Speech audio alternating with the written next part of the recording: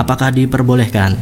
Jika boleh, hal-hal apa yang perlu diperhatikan dalam mendidik anak dengan menggunakan cara ini? Silakan Ustaz. Ya, jadi dalam mendidik anak ada istilah reward and punishment, yaitu dengan diberi hadiah, diberi pujian apabila itu berbuat baik, kemudian dihukum apabila dia itu berbuat salah. Di dalam konsep pendidikan karakter nabawiyah ini, ya, dalam hal hukuman, ya, dalam hal hukuman ini, yaitu ada istilah konsekuensi learning, ya, atau disebut consequential learning, yaitu pembelajaran yang menuntut anak itu berkonsekuensi terhadap apa yang dia lakukan. Jadi sebagai contoh seperti ini, apabila seseorang anak itu melakukan kesalahan, sebagai contoh, ya, dia harusnya itu usia 10 tahun itu sudah mandiri dalam sholat harusnya. Namun dalam kenyataan apabila dia itu sholat di masjid, ya, ternyata dia masih ramai, ya, masih bercanda, masih bicara, masih gerak-gerak, tidak tumakninah, ya, maka kita sebagai pendidik itu tidak terus menghukum anak tersebut kemudian suruh melakukan sesuatu yang tidak ada kaitannya dengan sholat tersebut, ya.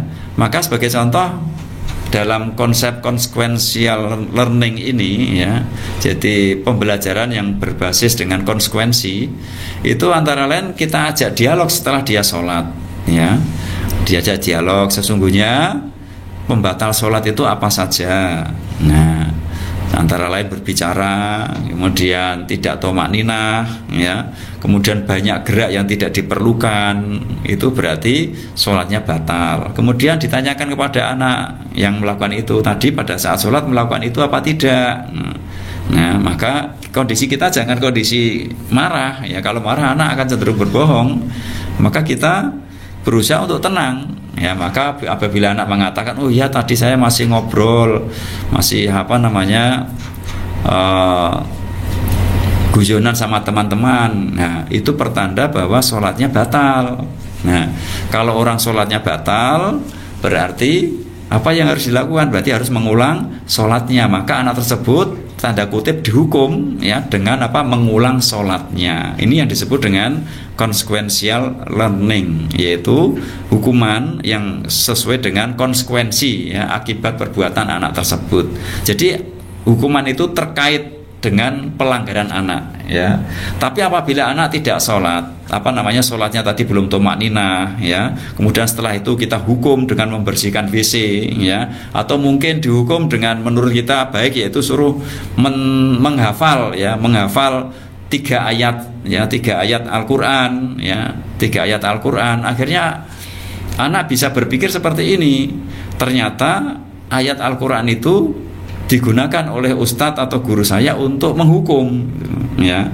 Akhirnya dikhawatirkan ada persepsi negatif terhadap Al-Quran, ya. Dan khawatirnya nanti dia akan membenci dengan Al-Quran. Ternyata Al-Quran digunakan untuk menghukum. Nah, ini. Jadi itulah antara lain dalam hal punishment, ya, reward dan punishment ini kita perlu mengetahui bahwa hukuman itu harus selalu terkait dengan akibat perbuatan anak itu. Contoh lagi, antara lain ada seorang anak yang senangnya itu membuang kopiah temannya itu, ya.